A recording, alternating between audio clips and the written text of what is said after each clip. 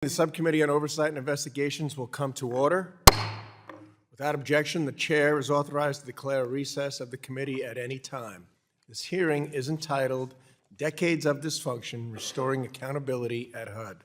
Without objection, all members will have 5 legislative days within which to submit extraneous materials to the chair for inclusion in the record. I now recognize myself for 4 minutes to give an opening statement.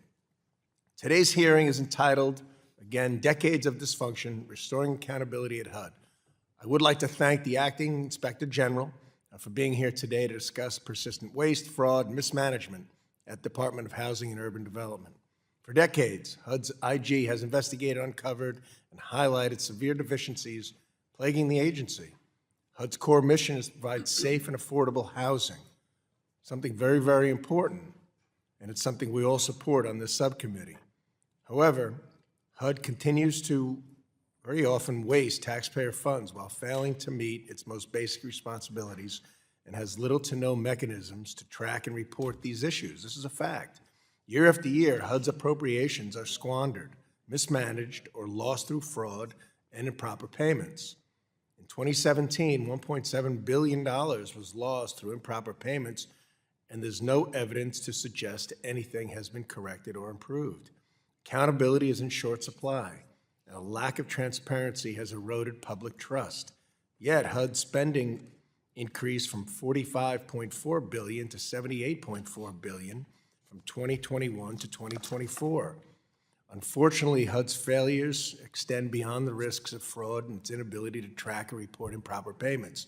The agency relies on outdated IT systems, some designed and built in the 1970s, and in turn lacks the data collection processes required for effective oversight. When I served in Pennsylvania as the Revenue Secretary, we modernized our IT systems, and the improvements in tax revenue were so significant, people actually asked what we were doing differently. How were things improving so much? It wasn't magic, it was better data, better oversight, and better decision-making.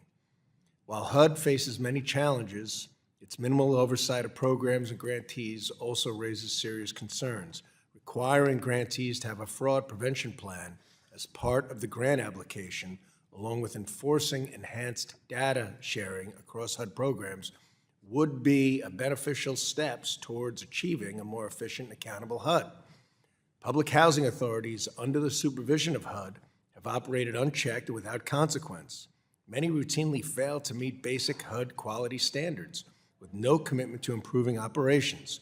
Requiring such PHAs to timely and accurately report overpayments should be a condition of their funding. Republicans want HUD to provide the most effective housing for Americans as possible. Fraud and overpayments take valuable dollars away from that mission. One thing is very clear: HUD cannot continue on its current path. Things need to change. That's why I sent a letter to the GAO asking for a report on HUD's improper payments and fraud risk management structure. I believe that with President Trump's DOGE committee, proper congressional oversight, and Secretary Turner at the helm, a new day at HUD is soon approaching. I yield back.